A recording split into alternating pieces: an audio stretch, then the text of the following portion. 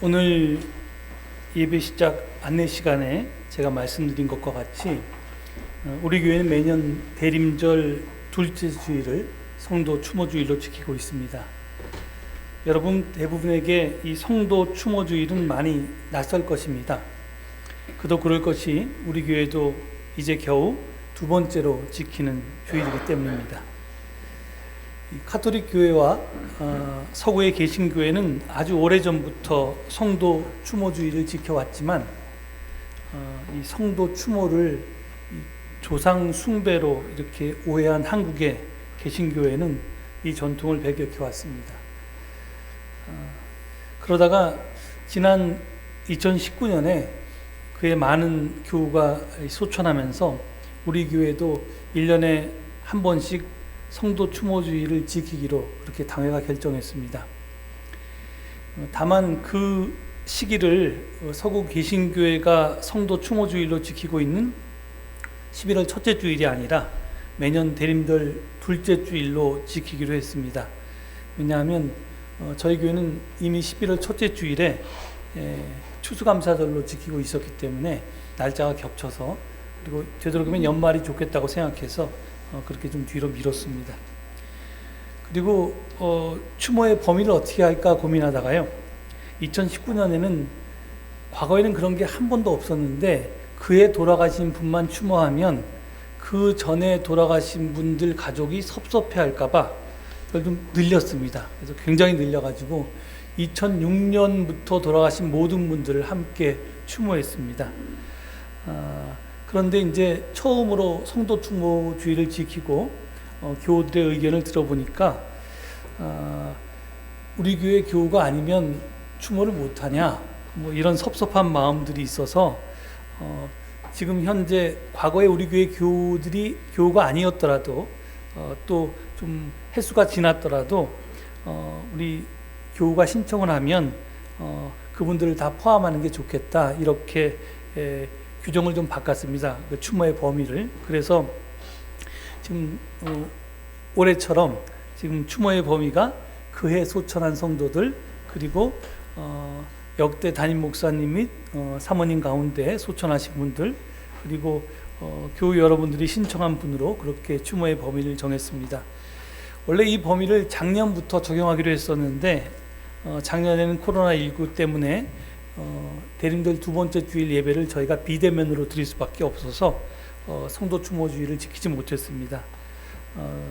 그래서 올해 작년에 돌아가신 분과 올해 돌아가신 분을 함께 추모하게 되었는데요. 그러면서 이제 그 교우분들께 추모할 분들을 좀 신청하시라 이렇게 했는데, 사실은 지난 주일이 마감이었는데 아무도 신청을 안 하셨습니다. 두 가지 이유가 있을 텐데, 하나는 잊어버려서 신청을 못 하신 분도 계시고요.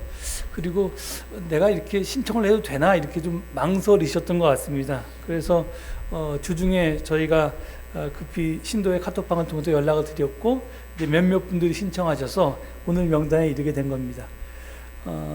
제가 고민하는 건 세례를 받지 않은 그러니까 비기독교인 중에서도 내가 아버님이나 어머님을 추모하고 싶다 해서 신청했을 때 그분을 명단에 포함시켜야 되느냐 하는 것에 대해서는 아직 당회가 결정을 못했습니다. 그런 분이 아직 아무도 안 계셔서요. 그런데 혹시 그런 분이 있으면, 이게 그래도 제목이 성도 추모주일이기 때문에 이걸 어떻게 해야 될지 좀 의논해 봐야 되는데, 그분들도 일단 뭐 원하시면 신청을 해보는데요. 하여간 중요한 건 신청한 분을 모두 다 저희가 함께 1년에 한 번씩 추모하기로 했으니까 여러분들 올해 신청을 놓치신 분들은 내년에는 꼭 신청을 하셔서 다 함께 이렇게 추모하실 수 있으면 좋겠습니다. 저희가 신청하지 않으신 분들까지 다 이렇게 할 수는 없어서 여러분의 자율에 맡기도록 하겠습니다. 제가 재작년 처음으로 성도 추모주일 예배를 드릴 때 이 주일이 어떻게 유래했나 하는 것에 대해서 말씀드렸습니다. 그렇지만 여러분들이 아마 전생의 기억처럼 다 잊어버리실 줄 믿습니다. 그래서 제가 거기에 대해서 간단히 다시 좀 이제 올해까지만 설명을 드리려고 하는데요. 제가 아까 말씀드린 것처럼 카톨릭 교회와 서구 개신교회는 매년 11월 1일을 모든 성인의 날, All Saints Day라고 이렇게 지키고 있습니다. 그런데 이런 말을 하면 여러분들의 별로 은혜가 안 될지 모르지만 사실은 기독교가 지키고 있는 많은 축일들이 이 각 민족이 지켜왔던 그런 인속신앙이랄까요? 그런 민간신앙이 이제 기독교에 토착화되어서 만들어진 겁니다. 그 대표적인 게 성탄절인데요. 예수님이 언제 태어나셨는지 아무도 모릅니다. 그런데 하필 성탄절이 12월 25일이냐? 유럽에서 그날을 이게 동지였고요. 동지 축제를 지내는 날이었고요.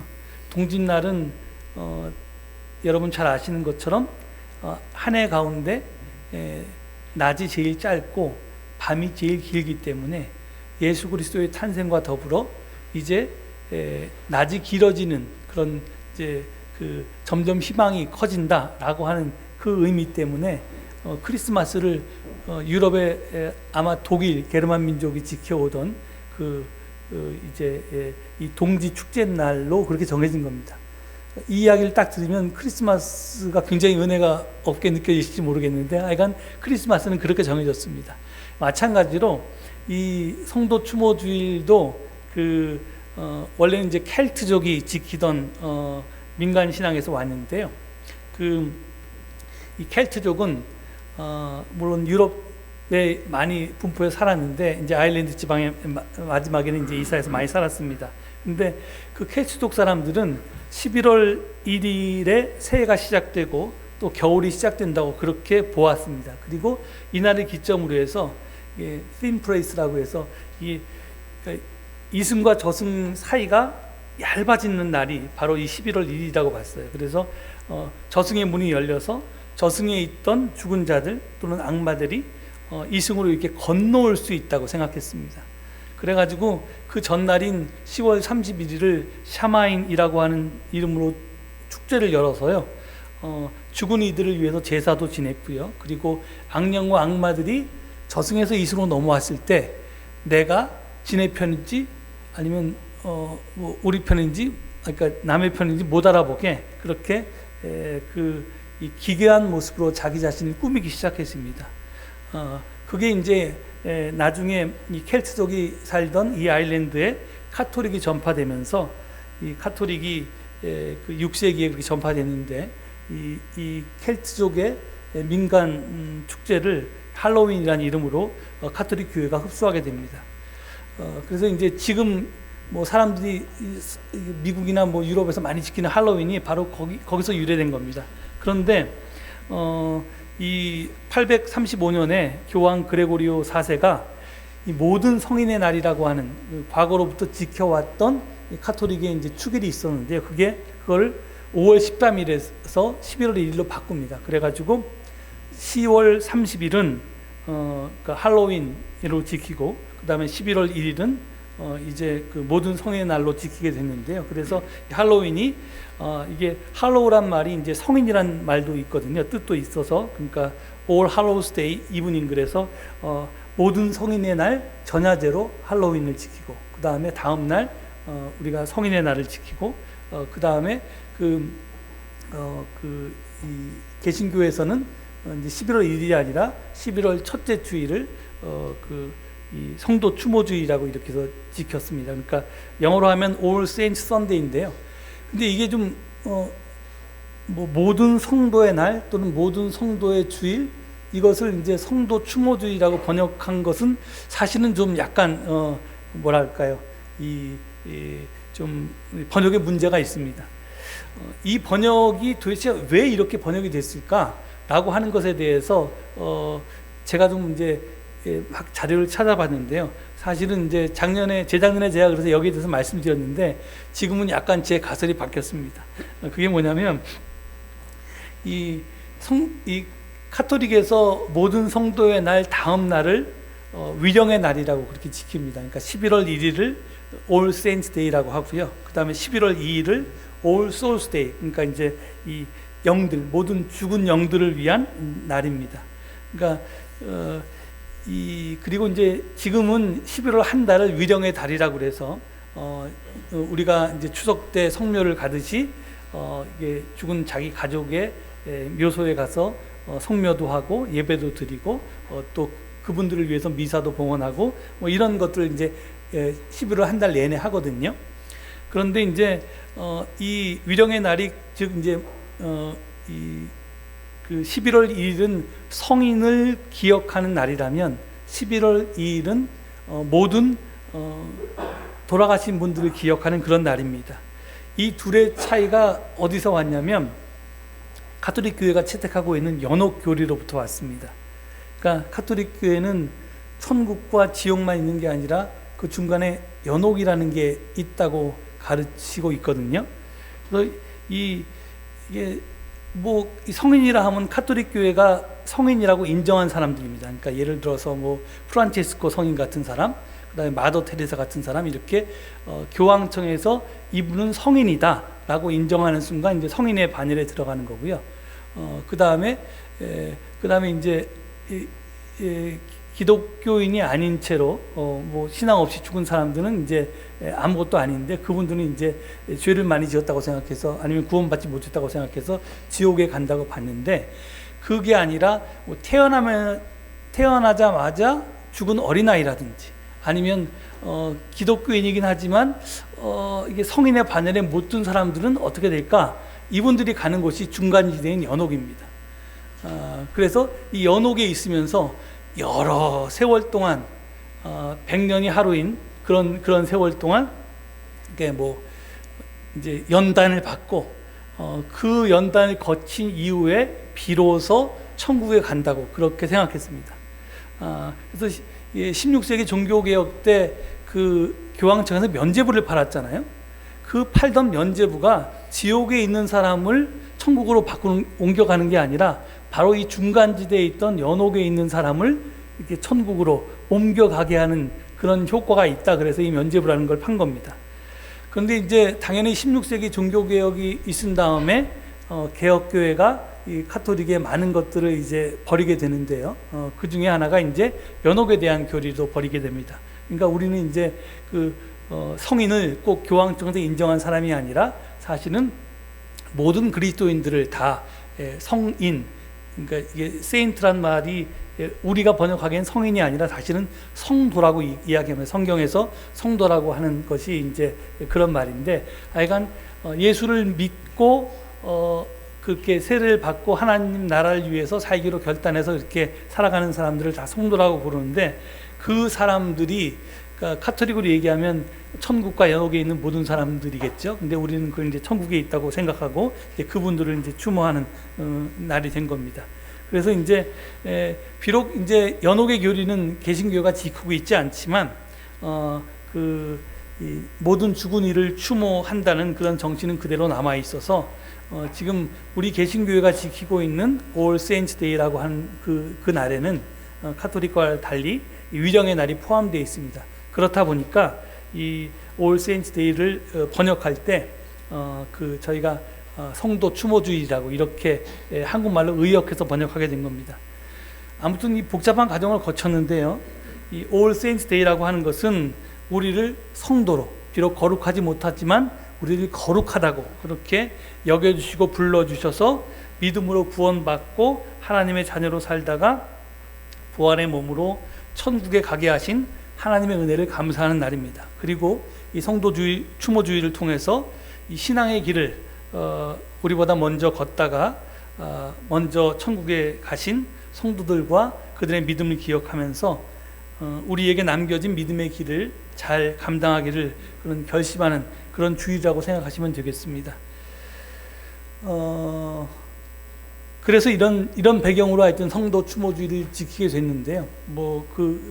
지금 제가 아까 말씀드린 것처럼 저희 교회가 매년 이 대림절 두 번째 주일에 성도 추모주의를 지키니까 여러분들이 함께 추모하고 싶은 여러분들의 가족들이 있으면 그날 기억하셨다가 꼭 신청하시고 또 그날 추적하시면 되겠습니다. 오늘 본문 말씀은 이 교회력에 따른 성서 일과표가 제시한 구약의 말씀입니다. 지난 주일인 대림절 첫째 주일부터 사실 교회의 달력이 바뀌었습니다. 새해가 되었죠.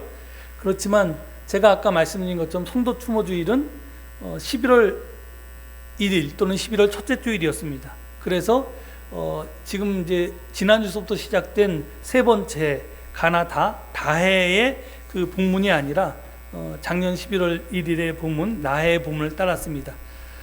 그러다 보니까 이제 외경인 지혜서가 본문으로 채택됐는데요. 제시됐는데 외경 지혜서를 여러분 처음 본 분도 계실 겁니다. 외경이라고 하는 것은 정경에 속하지 않은 경전을 뜻합니다. 그렇지만 이제 가짜 경전을 뜻하는 위경과는 또 다릅니다. 그러니까 이제 우리에게는 정경이 있고 외경이 있고 또 위경이 있는데요. 그러니까 이제 위경은 가짜 경전이기 때문에 우리가 읽으면 신앙에 해가 된다고 그렇게 교회가 판정한 문서들이고요. 이제 이 정경은 당연히 지금 우리 성경에 들어와 있는 건데, 이 외경이라고 하는 것은 종파에 따라서 어떤 종파는 이것을 성경에 포함하기도 하고 어떤 종파는 이것을 성경에서 빼기도 합니다. 예를 들어서 카톨릭은 외경을 제2경전이라고 해서 성경에 포함시킵니다. 그렇지만 우리 개신교회는 이 외경을 그 성경에는 포함시키지 않고요.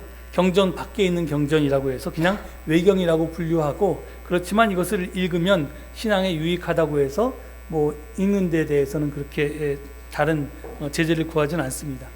근데 불행하게도 여러분들이 공동번역을 가지고 계시면 이 외경이 성경 안에 포함되어 있기 때문에 읽어보신 분이 계실 텐데, 우리가 가지고 있는 새번역 성경이나 개역 개정이나 개역판 성경 같은 개신교 쪽에서 만든 성경은 이 외경이 포함되어 있지 않아서 여러분들이 이 경전을 처음 보셨을 텐데요. 이게 이제 솔로몬의 지혜라고도 불립니다. 하여튼 이렇게 불리는 지혜서는 구약 성경 중에서 가장 마지막으로 쓰여진 책입니다. 그러니까 학자들은 주전 50년경에 쓰여졌을 것이라 이렇게 추측을 합니다. 이 주제는 1장 15절에 표현되어 있는 의인은 죽지 않는다라는 말로 요약될 수 있습니다. 이는 죽음이 끝이 아니라 새로운 삶의 시작이라는 뜻입니다. 의인은 죽지 않고 그 삶이 계속된다는 뜻이니까, 그렇지만 모든 사람은 죽으니까 그게 이제 죽지 않는다는 말이 결국은 이제 이게 끝이 아니라 새로운 시작이다, 이런 뜻이고요. 이게 기독교가 말하고 있는 부활신앙과 그 생각의 뿌리가 같습니다. 특히 지혜서는요, 지혜서를 읽어보면 그게 이제 이집트의 알렉산드리아에서 쓰여진 문서라고 생각되는데, 그 당시에 이제 이집트에 살던 유대교인들이었겠죠, 당연히. 그 유대교인들이 이제 박해를 받았는데 그 박해 속에서 자기의 신앙을 지켜나간 이야기입니다. 그런데 이 사람들은 하나님의 지혜를 하나님의 정의하고 같은 것이라고 봅니다. 그래서 하나님의 지혜를 쫓아서 따라서 사는 삶과 하나님의 정의를 실천하면서 사는 삶은 같은 것입니다. 그러니까 동전의 양면처럼 구분은 되지만 분리될 수 없는 그런 같은 거라고 생각합니다. 그리고 정의를 참으로 실천하면 반드시 구원을 받게 돼 있다, 해방을 얻게 돼 있다, 이렇게 가르칩니다. 따라서 정의를 실천하는 의인은요, 어떠한 경우라도 죽지 않는다고 말합니다. 죽음을 통해서 의인은 불멸의 삶을 살게 될 뿐이라고 하는 그런 설명입니다. 오늘 본문 말씀은 바로 이것을 설명하는 여러 구절 중 하나입니다. 제가 그냥 이것을 본문으로 택했던 이유는 뭐냐면요, 제가 늘 여러분께 설교하는 내용은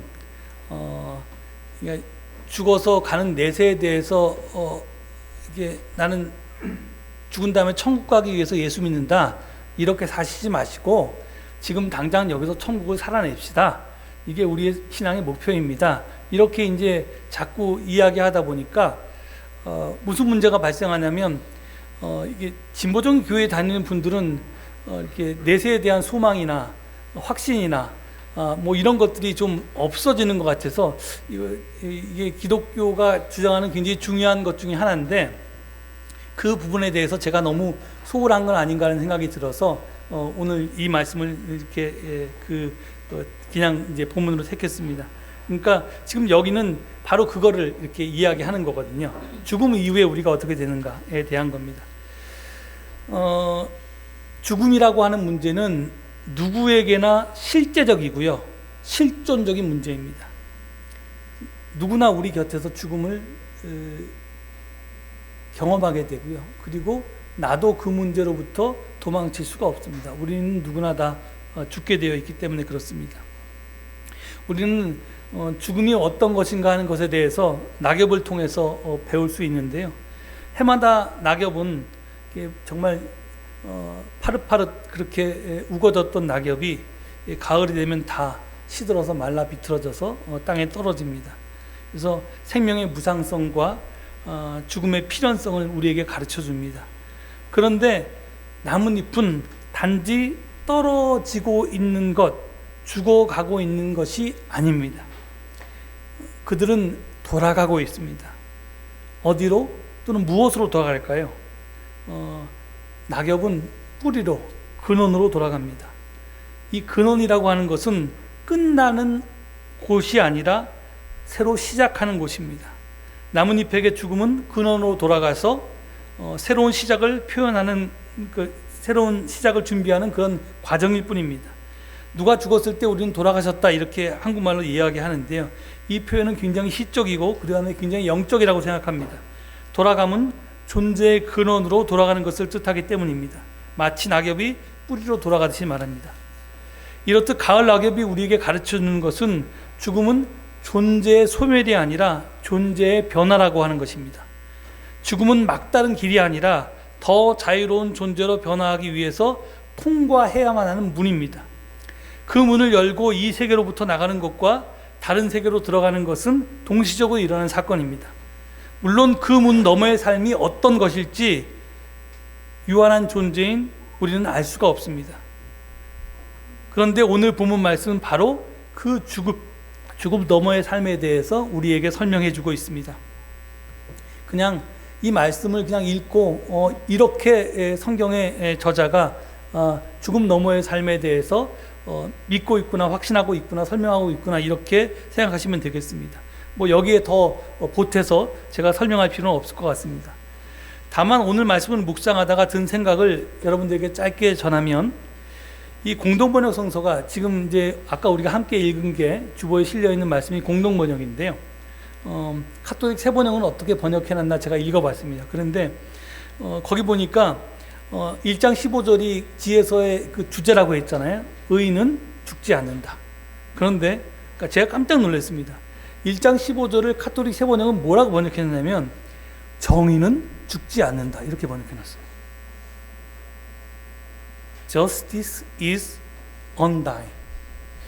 이것도 이게 영어로 이게 원래 외경은 다 헬라어로 되어 있거든요. 그리스어로, 히브리어가 아니라. 그래서 도대체 이게 헬라어로 뭐라고 되어 있나 좀 찾아보려고 했더니 제가 가진 자료는 찾을 수가 없었습니다. 이게 개신교 정경만 나와 있어가지고 제가 이걸 못 찾았는데요.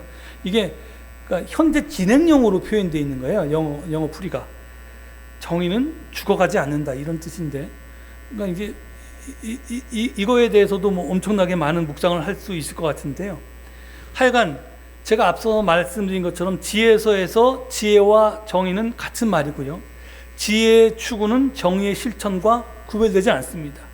그래서 정의로운 사람은, 즉 의인은 죽지 않는다는 말을 지금 카톨릭 새 번역 성경은 정의는 죽지 않는다는 말로 번역해 놓은 것이 이해는 갑니다. 근데 제가 여기서 놀란 거는 성경에서는 늘 정의와 사랑은 분리할 수 없는 개념입니다. 그러니까 같은 것을 다르게 표현한 것일 뿐입니다. 정의가 사랑이고 사랑이 정의입니다. 그래서 제가 사랑이라고 쓰고 정의라고 읽는다 이런 제목으로 설교한 적도 있는데요. 그래서 정의는 죽지 않는다는 말은 다른 말로 표현하면 사랑은 죽지 않는다 이렇게 표현될 수 있을 것입니다. 그래서 오늘 우리 교회에서 두 번째로 성도 추모주의를 지키면서 떠오른 증언 제목이 사람은 가도 사랑은 남는다 라는 그런 말이었습니다. 이 말은 이게 가까이는 2016년에 김영복 목사님이라는 감리교 목사님이 펴낸 그 삶과 죽음에 관한 설교 묵상집의 제목이기도 하는데요. 사실은 이분이 책을 제목을 이렇게 잡았기 때문에 오리지널리티가 그분에게 있다고 생각할 수 있는데, 제가 20년 전에 이미 그 말을 썼었습니다. 1996년에 안병무 선생님이 제가 향림교회에서 대리당회장을 할 때 돌아가셨는데요. 그때 장례 기간 중에 한 예배에서 제가 설교할 기회가 있었는데, 그때 했던 설교의 내용이 바로 이것이었습니다. 사람은 가도 사랑은 남습니다. 사랑이 남아있다면 죽음은 우리에게서 안병무 선생님을, 그 사람을, 또는 그 사람의 생명을, 그 사람의 삶을 앗아가지 못합니다. 왜? 우리말 사람과 삶과 사랑은 어원이 같기 때문입니다. 뿌리가 같기 때문입니다. 비록 셋이지만 그것은 실질적으로 하나이기 때문입니다. 서로 연결되어 있기 때문입니다. 죽음은 우리를 이제 고인과 이제까지와는 다른 방법으로 만나게 할 뿐입니다. 죽음은 끝도 아니고 소멸도 아니고 새로운 관계의 시작입니다. 그래서 나는 안 박사님을, 또는 여러분들은 다 그분을 사랑하기 때문에 지금 그 장례식장에 제가 100명도 넘는 사람들이 모인 이 빈소에서 그 설교를 했는데, 그 사랑하는 마음이 있는 한 안 박사님은 우리 가운데 영원히 살아계시다, 뭐 그런 얘기를 했습니다. 근데 이제 그 이야기를 지금 하는 겁니다. 제가 사실은 작년에 성도 추모주의를 지키지 못해서 작년과 올해 돌아가신 교우들을 함께 기억하면서 지금 추모하고 있는데요. 그분들 명단을 이제 보고 한 분 한 분을 떠올려 봤습니다. 백규래 집사님이 작년 1월 7일에 돌아가셨고요. 황명숙 권사님이 4월 11일에, 임기랑 권사님이 6월 30일에, 박성수 권사님이 9월 29일에, 그리고 김재훈 장로님이 12월 1일에 각각 하나님의 품에 안기셨습니다. 그리고 올해 8월 12일에는 오세원 장로님께서 하나님의 품에 안기셨습니다. 모든 교우들이 다 소중하지만 작년과 올해 돌아가신 분들의 면면을 살펴보니까 제가 참 많이 가슴이 먹먹하고 빚진 마음이 들었습니다.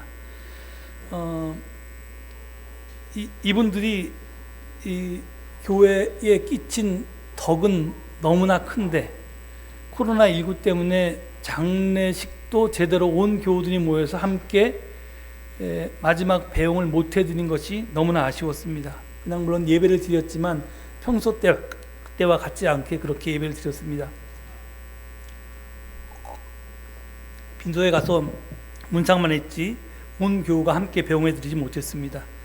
한 분 한 분을 보면 우리 교회에 큰 덕을 끼친 분들인데 그만큼의 대우를 못 해드린 것 같아서 참으로 안타까웠습니다.